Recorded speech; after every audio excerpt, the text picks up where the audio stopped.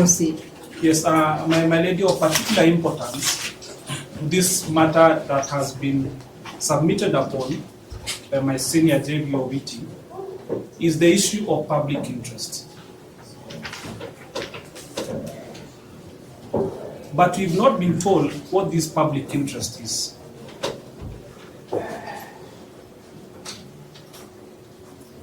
We are left to infer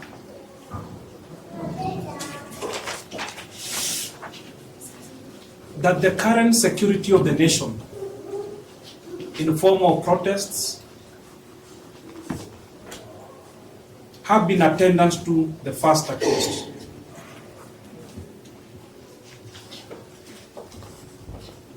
My lady will take judicial notice that that is not the case.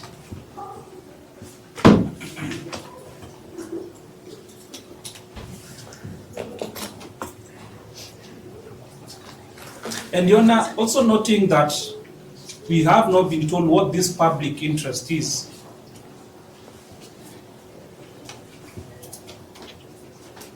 We need to remind ourselves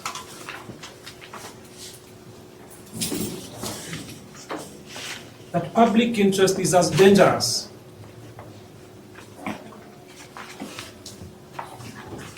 as public policy. I say that because public interest is what we call in legal terms an unruly horse.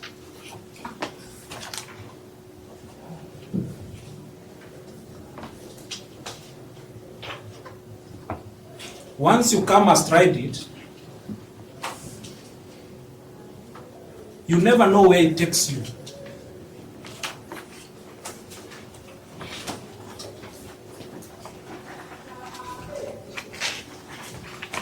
And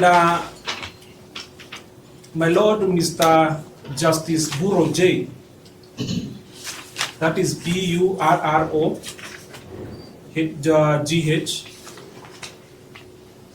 in the celebrated case of Richardson versus Mellish,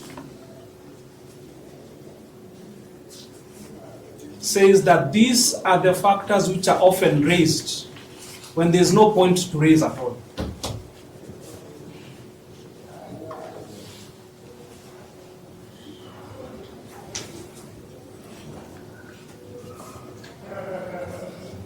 And the danger of public interest, my lady, is one, it lacks a clear definition.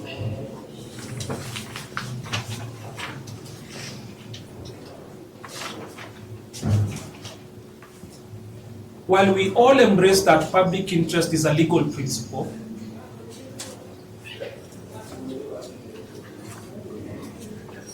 we must not leave behind the fact that this is not a fixed legal principle. That is to mean this is a legal principle bereft of universal application.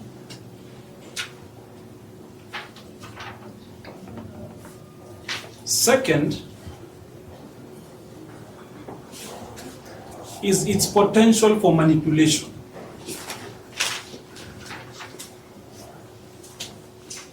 Public interest, my lady, will not has been often cited in very many cases where there is a section or personal gain to be observed by the reliance of public interest.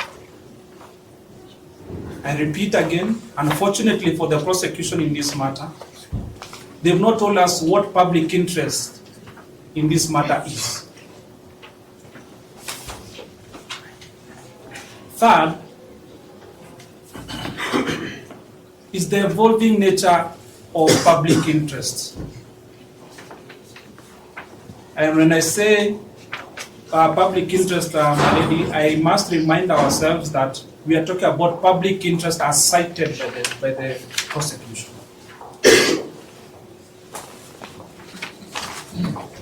And my lady will note that this being a legal principle bereft of a universal application or definition changes with time. It is dynamic.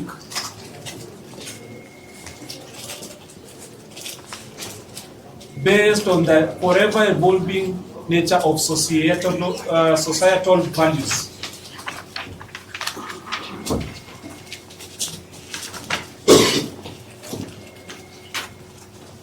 And my lady, having noted that it is indeed of evolving nature, then that brings us to the last point of why it is dangerous to apply it in this matter. All factors having been constant in those, as I have listed them, then we come to the ultimate conclusion that this is a principle that is difficult to apply. Why, my lady? Because it cannot be translated into concrete policies and actions.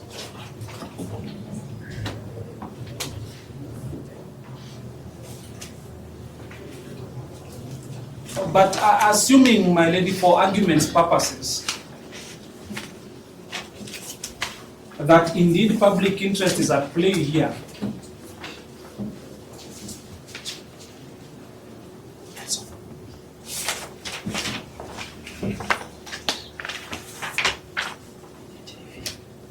my lady, we come to the just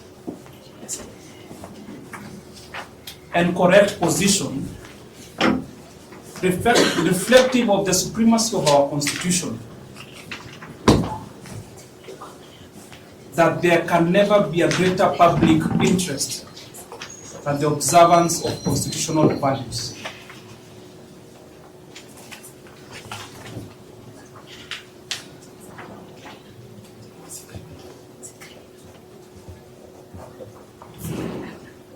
My lady, these are not the times where in the 21st century, post the Constitution of Kenya 2010, that we are trying to embrace the words of the Constitution without promoting the constitutionalism of those words.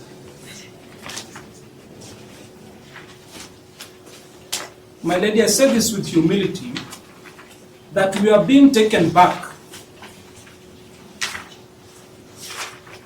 to what Professor H.W.O. Okoth-Ogendo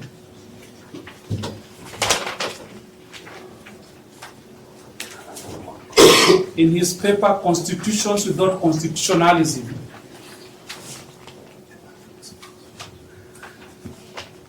which was a paper written in the African paradox, rather having the African paradox in mind.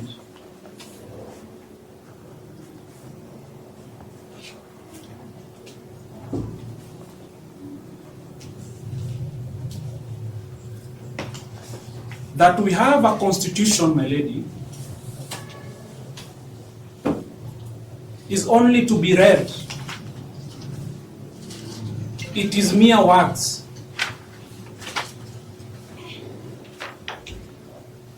But the agents of the Republic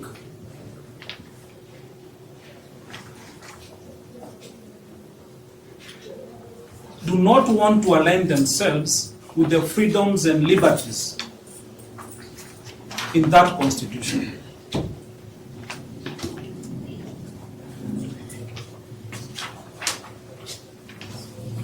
My lady, I would like to refer the Honorable Court to the case of Dr. Christopher Daradi Murungaru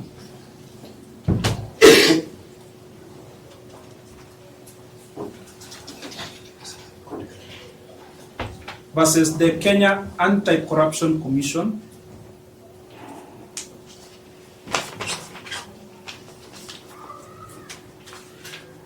and the Attorney General. This is civil application Nairobi 43 of 2006. That is even before the Constitution, the Constitution 2010 that we hold so dear. And my lady will note that, the Court of Appeal was the apex court at that time.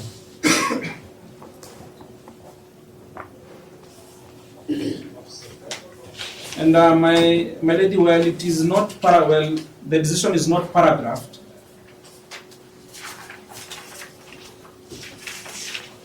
I would come from the last page, that is the second last page,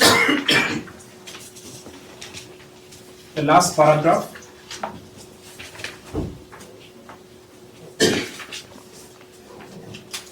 My lady, if I may read with brevity, the court was actually addressing Professor Gitu Muigai then.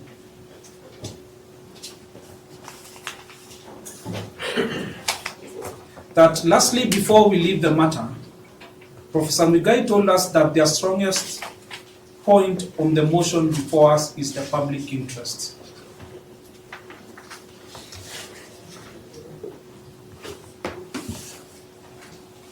You know, I will skip the formative words, but our short answer to Professor Muigai is this. We recognize and are well aware of the fact that the public has a legitimate interest in seeing that crime of whatever nature is detected, prosecuted, and adequately punished. But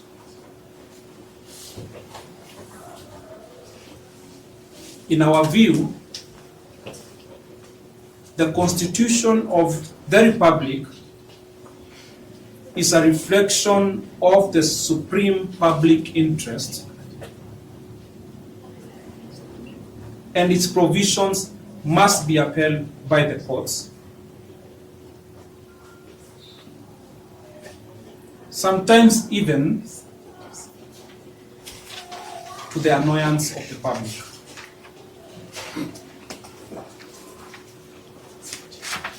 And my lady, the second last paragraph, that is on the last page of that decision,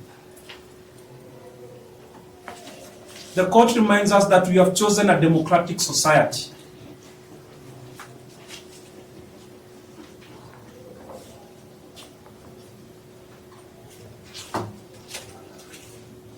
And that the Republic of Kenya has not chosen a dictatorship.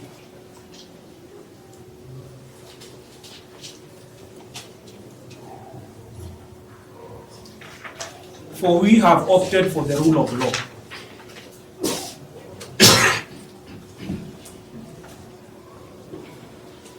And the court goes on to opine that the courts must stick to that path, that is to the rule of law, even if the public may in any particular case want a contrary thing, and even if those who are mighty and powerful, I'll just ignore I'm that, familiar with it. Yes? I'm familiar with the Fair enough, my lady. Therefore, my lady, going back to the point, what I'm in a nutshell telling the court is that we cannot have a public interest that is eroding two fundamental constitutional values. That is the right to liberty, one,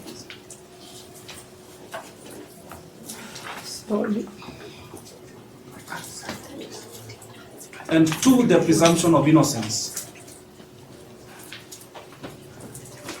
One, the first one. The right to liberty, Presumption of innocence. yes, and presumption of innocence. While my lady has been informed by the prosecution that we intend to rely on those particular articles, we must remember that everything that revolves around bail and bond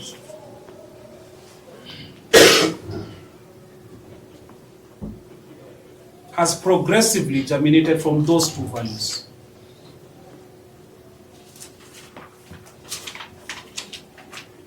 Therefore, my lady, as I close,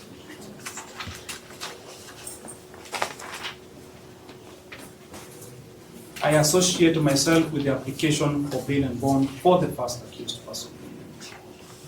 Thank you.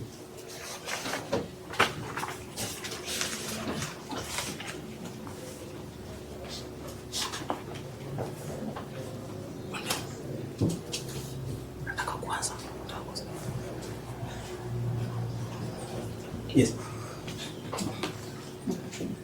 You seated? Yes. No. You did not? No. No, it You see was. that- Yes, the startup proceeded is 7 minutes to. The advocate for the second accused. No. You are This also is- for the first The accused? first, Yes. Oh, I see. Yes. Okay. Mr. Mbeka Let now? me just now. Your Honor, let's start with what are facts in this matter. Albert Ojwang lost his life. Fact. That it was within the police custody. Fact. That is, it was in Central Police Station. Probably a fact. That the accused person had been arrested. That's another fact. What the state then needs to tell you, how were they arrested?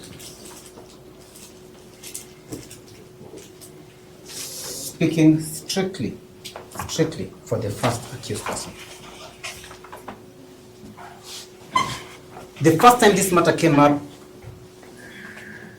the first accused person was called to IPOA, June 11th. A fact that the state will not put in the affidavit. Let me take you back. Could you be raising something outside the application for bail? No. I'm Yes. sticking to just the things that they missed out in the affidavit, which then would have spoken in favor of. Yes. Yes. June 11th, he was called to IPOA, the investigating officers.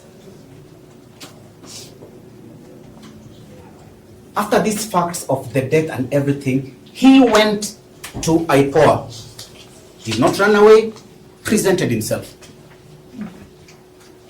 A good character? Yes. They released him, he went home. They called him on June 13th in the morning. Again, he went. Recorded further statement under inquiry. They released him. He went back home. The same June 13th, in the afternoon, late afternoon, they called him back.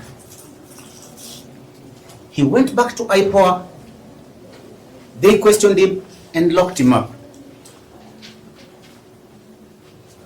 Why am I saying this, Your Honor? I am talking about his character.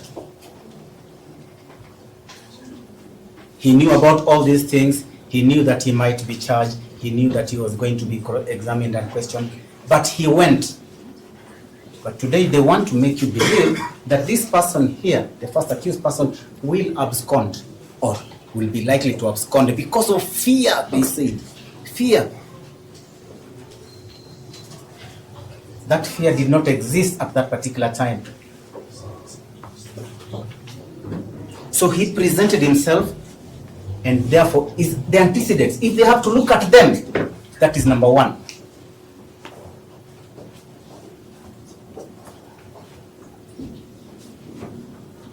If there was that fear, because the offense was such a serious offense,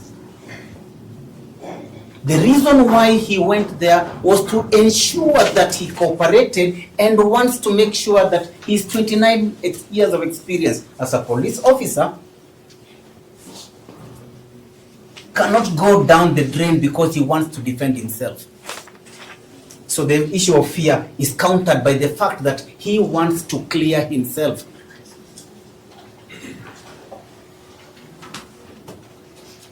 Now, while doing this, he did not express at any one particular time that he feared the public or anybody out there. He did not express that. Sorry, just because we may forget, because I know council was given a longer period of time, there's an officer from my board, and there's a background of facts that Mr. Ombeta has given. And that's the unfortunate thing about giving facts from the bar, which have been denied, about the number of times he came, was arrested and released. So just... So, You refuse us to cross-examine somebody? And now you want us to... You actually see that yourselves. Get the facts, then Yes. I'll give you time to respond, That's okay. to clarify. All right. You Yes. can clarify your response. Yes. Yes. Proceed. Yes, Your Honor. And then the question, where was I? You know what was that? You were saying that now, I'm sorry. if he did not express that the fear, Yes. that no. he feared the public, Mr. Whitty and this... yeah. you're Yeah. my guy. Yes, okay. Mm. Yes, Your Honor. He did not express to anybody that he feared for That his he life. feared the public. He Yes. did not express that he has been threatened, or that at the time when he was even reporting and going to all these places, that his life was threatened in any way. Why am I saying this? When they come and tell you that it is for your own protection that he needs to stay in custody, then that cannot be true. And what do they do that they choose not to tell you? Is Article 29. The state must provide security to people, its citizens. It cannot run away from that fact. The accused person has a right to leave, move, go anywhere, whenever he wants. Because at the time he does this, he knows that the state, which is overbearing, will be able to protect him. So how can the state come to you today and tell you that he can only be safe in custody if he's in custody? That's the only time he can be safe. He has not asked for this protection. Do not give it to us for free. We don't want it.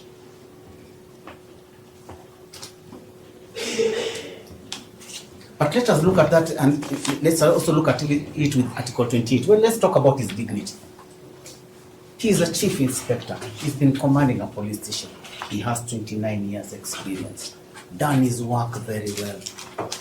And there was nothing that shows that he has never done his work well. So he has got some dignity. He has got a face to maintain. And if he has got a face to maintain, then what does that do? Your Honor, Article 28 is not for the purpose of just being there. It is to prevent and safeguard that dignity. So let us grant him that. Let us breathe life into it.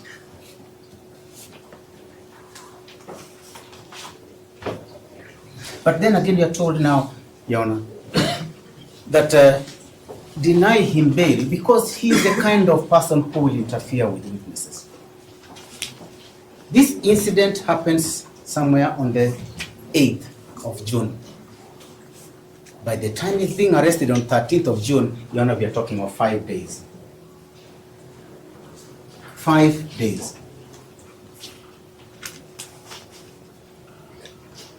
Those 5 days, Your Honor, not one incident has been quoted by the prosecution or any of the witnesses or the Law Society of Kenya to show that he has actually interfered with any witness, or directly or indirectly with any witness.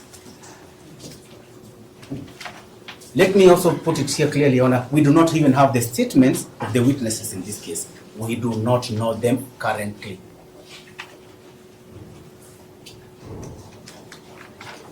So if there is no direct or indirect interference with the witnesses at any particular stage, then we are talking of a person who is decent and a person who you can grant bail. You have no reason why you cannot grant him bail. And when I say this, Your Honor, I will take you back to to the authority of Richard Alden versus Republic. Together, because these two seem to have married into each other, and the authority of Dwight Sagarai and the Republic. Yana, let me just say this clearly so that the prosecution can not have a doubt about what I'm saying. In those two matters,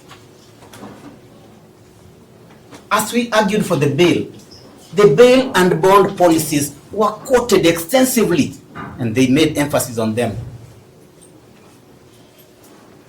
And they told you of likelihood. That's what they said in those cases. But Your Honor, just read those authorities and what do they say?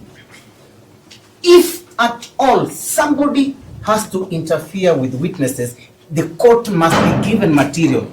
Must, Your Honor, not may. Must be given material to show the interference, direct or indirect. Therefore, what does that mean? They cannot come here and tell you that today this person may interfere with witnesses, because if that was to be taken seriously, if at all it was to be taken seriously, then this person today, the first accused person, can never get bond, or any other person. That is why, even with those bail and bond policies, the court insisted that there must be material.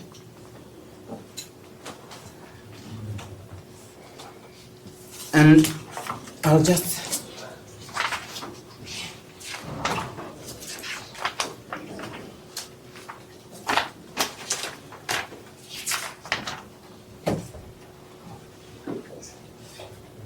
You've tackled flight risk, interference with witnesses, and evidence. I've spoken about yes. Let me say the issue of evidence. Now, Your Honor, you're being told in the affidavit that there are CCTVs that have been tampered with. A mere allegation, because today, if it was a fact, or maybe it was something they needed to rely on, they could have quoted what CCTV, what is the make, when was interfered with, even photos of the tampering. That is what we call material. But because it is not there, that is why they just come and give you an affidavit and tell you he tampered. So what does that leave you to do? To imagine. You start imagining. And as I said again, Your Honor, that makes it the sky the limit. Your Honor, you're being told, and one of the counsels and really emphasized it, and said that they are police officers. Police officers. Miss Oma is laughing. Police officers. And you're being told they are commanders. You know? But then they try to tell you it's not discrimination. But then they pick out and say police officers and leave the others. Please tell me, Your Honor, how is that not discrimination? How can it not be discrimination? It is discrimination. You pick them out and say these are policemen.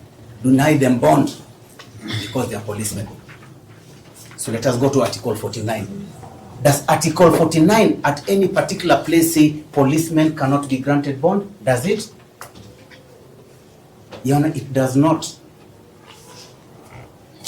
But then again, let us stick to Article 49. Article 49 is clear that any accused person or suspect who has been brought before a court, any, not policeman, not anybody else, not governor or anything, any,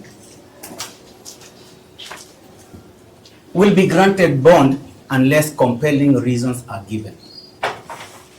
It does not discriminate. So when they tell you that, and then they come to you and quote you Article 24 and Article 25, then they do that discrimination. Your Honor, we are wrong somewhere. But they are happy about it, and we are not. But Your Honor, this then brings us the issue of whether they are brought to you the threshold. Do they have it? An attempt was made, and by the President of the Law Society, to tell you what compelling reasons are. So they give you stories that do not have any basis or any facts and tell you what compelling reasons are. But let me start by saying what compelling reasons they have not met. First of all, what is compelling reason? In the Oyamo versus Republic, you will see that what compelling means.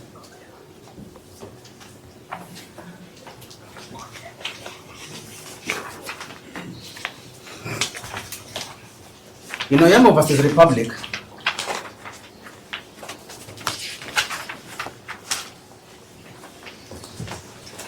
in paragraph number 23, the court says, the phrase compelling reasons would denote reasons that are forceful and convincing so as to make the court feel very strongly that the accused person should not be released on bond. Bail should therefore not be denied on flimsy grounds, but on real and cogent grounds that meet high standards set by the Constitution. But here, they are telling you, he fears.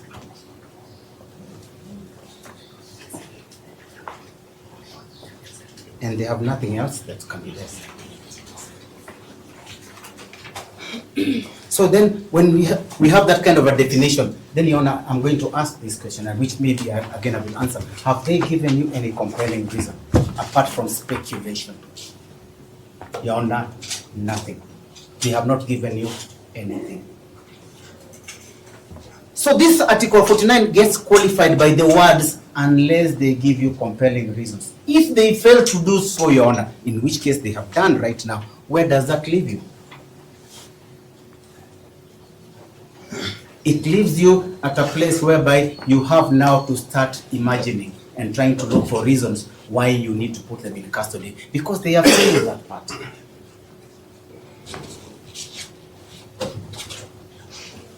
And this, I know Mr. Witty never likes me to say it, but the moment they do not give you those compelling reasons, doesn't that right then become a proper right? Breathe life into it, Your Honor. Breathe life into it. Because if you are to listen to Mr. Witty, he'll suffocate you. Uchokozi wacha.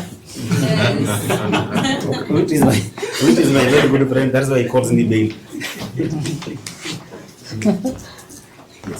But Your Honor, let us now go back to the issue of why you cannot put the issue of the seriousness of the offense into that perspective that the prosecution wants. When the legislature was making these laws, when the people went round to get these opinions of the persons about bond, one of the reasons is that people said people shall be granted bond unless they are compelling reason. They did not say because it is murder, do not grant bond. Nothing like that.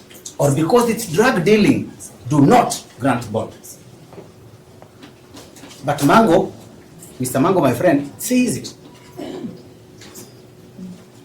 Such that, Your Honor, they are importing words and situations and trying to convince you that this is a serious offense, therefore nobody should be granted bond. And that's why they gave you the authority of Anyala Mkule. Yes.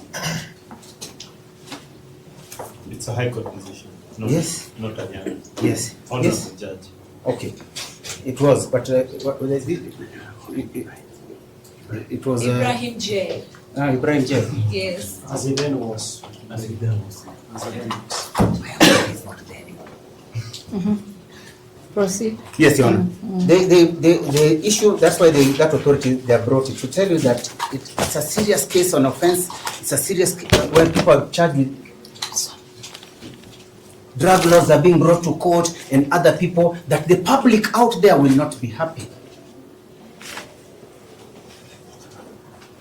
But let me just now say this, because I need to bring this out, because, Your Honor, the victims are here.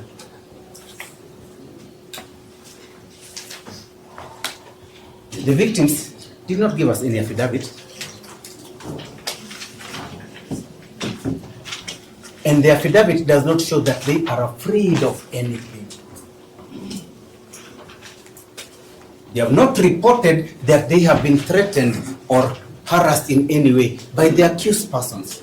But you're being told, because of their home, people know it, people are going there. But because people are going there, you're being told, let this one now be denied bail. Where is the link to this? Because it needed to show that the accused persons are part of the people who have gone there, or sent people there so that the apprehension can be raised or can be felt. That one again is lacking.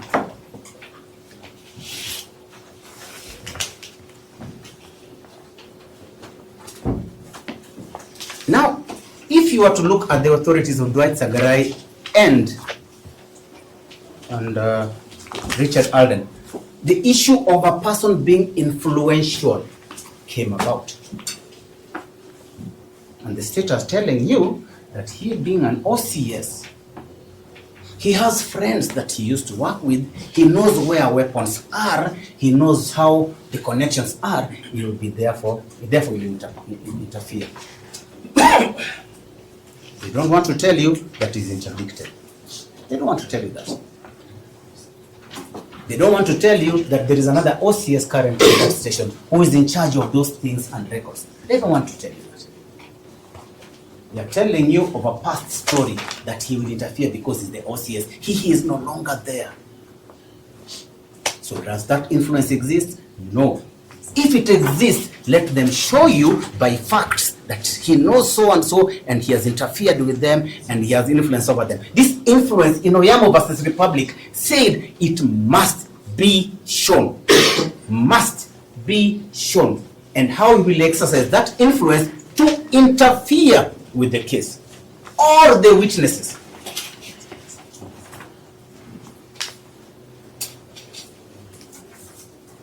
That is why, Your Honor, will be telling you, if at all, and we are hoping that you will, and we believe that we are convincing you to grant him bond, you will give conditions, terms and conditions that will ensure that, first of all, he comes to court and that he does not do all those things. But Justice Correa said it in her authority again, that one of Dwight Sagarai. It is not a cure to only say that he might not come to court, interfere, and all those things. The court can give conditions to ensure that that happens. If at all he goes against those conditions, then the prosecution would be very quick to come and tell you he has breached and therefore deny him bail. But give him a chance to exercise that right. And Article 20 is clear that once the state, the police, the prosecution have realized that this, what we call fundamental rights, exist, breathe life into them by starting to want to grant. These are not their rights. They're not. They do not belong to the law society, they do not belong to the prosecution, they do not belong to the police. They belong to an individual, and that is him. And Article 19 of the Constitution guarantees that. So breathe life into it again, Your Honor, because if they do not do so, and here they are opposing on a mere affidavit that quotes nothing, no heading, anything, they come and tell you this is an affidavit by officer who they protect. Deny bond. So what do? What does the law give us? It gives us Article 22. It tells us that once we realize that they are going to deny us bond, we come to you. Coupled with Article 165 of the Constitution, which says the High Court will then hear our cries. And here we are, Your Honor. We are crying that this is an unfair affidavit. This is a blanket condemnation of everyone in court.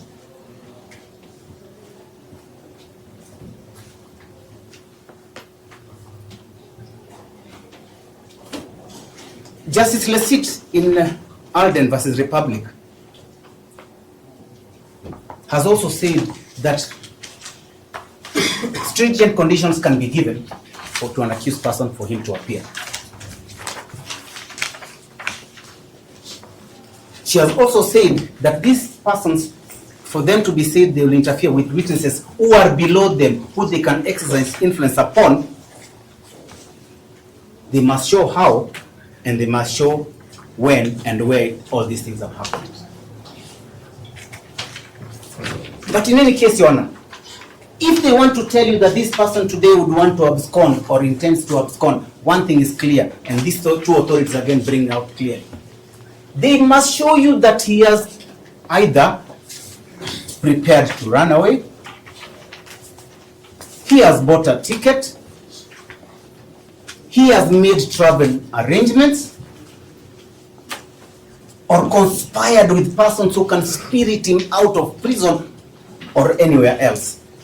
There must be that fact, not an imagination that he might have scorned, but a show that he is actually doing it or attempted to do it or was contemplating with material facts. So what remains of all these things that they have told you today, Your Honor?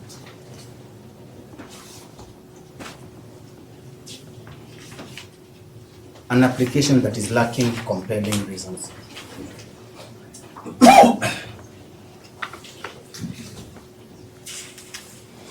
Your Honor, in the issue of,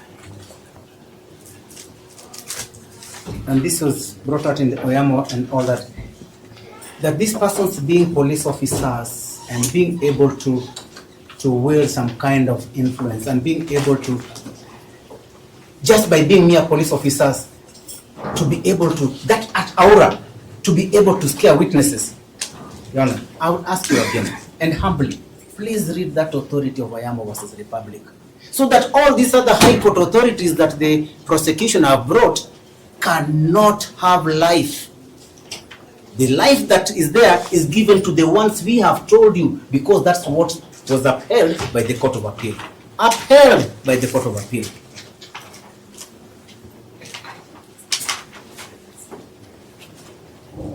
You know, these articles of the Constitution are made so that they can be exercised. And you're being told, compare these to what? To the rights of the public. The rights of the public. We are talking about fundamental rights, but they're telling you rights of the public. Which rights of the public? Under which article? Under which section? Where is it? Rights of the public do not exist. So, Mr. Witt, as I was telling you, when you have facts, pound the facts. When you have the law, pound the law. When you miss, pound the table. So please pound the table.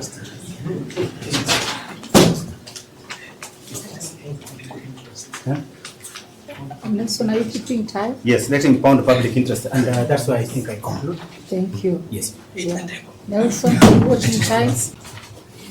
I was to do the closing remarks, but there is a lady here who has not talked, for which we will not object for Sophie Netesa to wrap up and give it a gentle close. Proceed. Proceed. Thank you, thank you. Oh, my lady, good afternoon, good evening, my lady. For once again, I'm together with Mr. Mari for accused number 1. Allow me to just say 4 things, my lady, in support for the application for the accused persons to be released on reasonable bail and bond terms. My lady, the accused persons here have affixed a bond. If they did not have affixed a bond, the prosecution would have said that. What that means is that they have a place they wake up in the morning from and they return in the evening. It cannot therefore be true that they will be running away from their homes simply because they have been accused in this matter, of which they are presumed innocent, as my fellow counsel have put on record. Which brings me now to the second point, my lady. Having these accused persons in the cells or in prison is not the least restrictive means. Having them in custody is interfering or denying them liberty. In the alternative, my lady, when these people are released on reasonable cash and bail terms, the courts can give restrictions to those terms. For instance, to report to the investigating officer as and when required, or any authority for that matter. There can be a restriction by this court that the accused persons should not leave the jurisdiction of the court.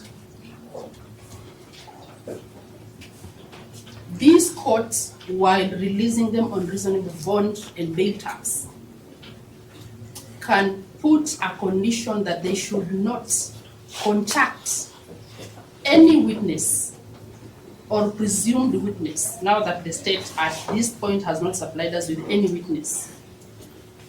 And now that we have the accused persons are police officers and civilians, it is likely that the witnesses are some will be police officers and some will be civilians. This court can restrict their access, the access of the accused persons to the witnesses.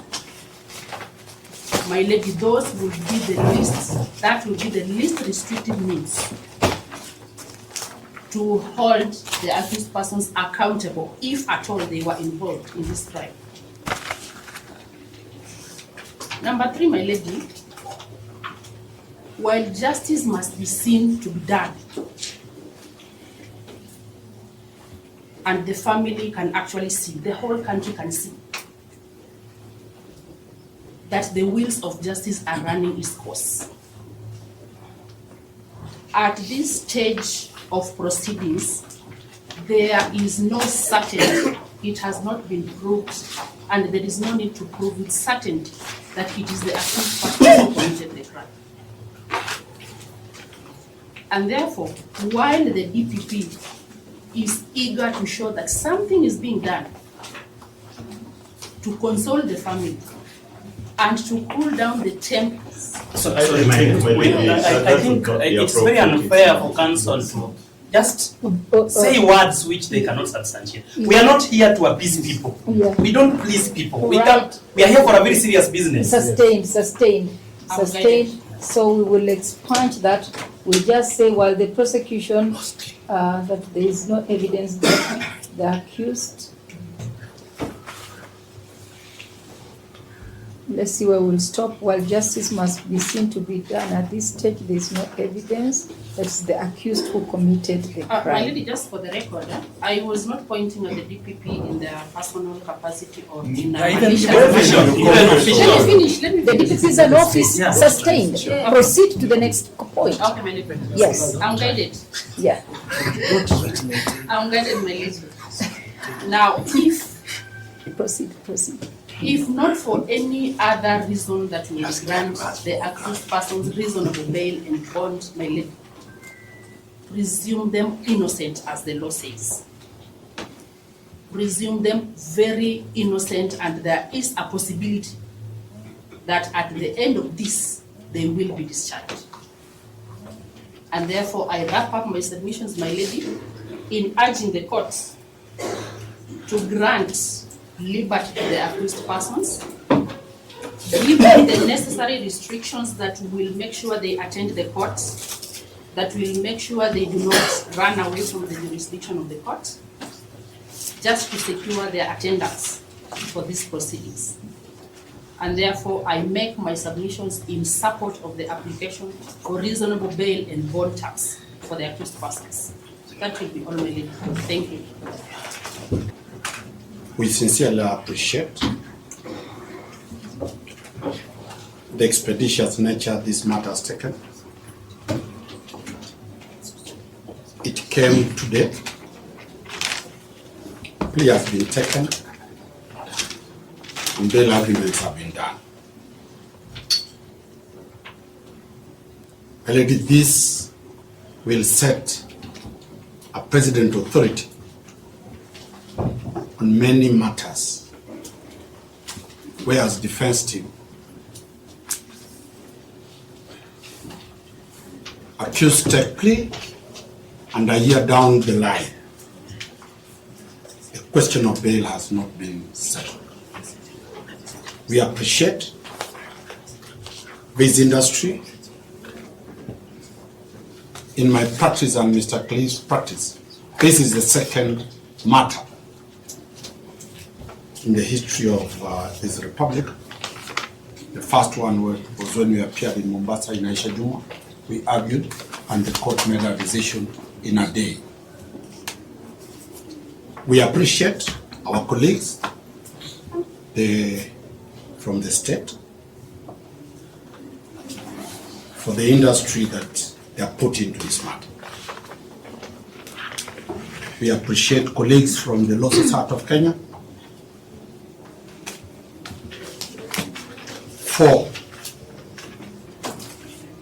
the effort and the type of presentations they have brought before this court. And we appreciate our colleagues from IPOA, any relevant agency where councils have appeared or given support. And we wish to appreciate the family and still pass our condolences that we are only doing our job. May justice be done to Ojwang.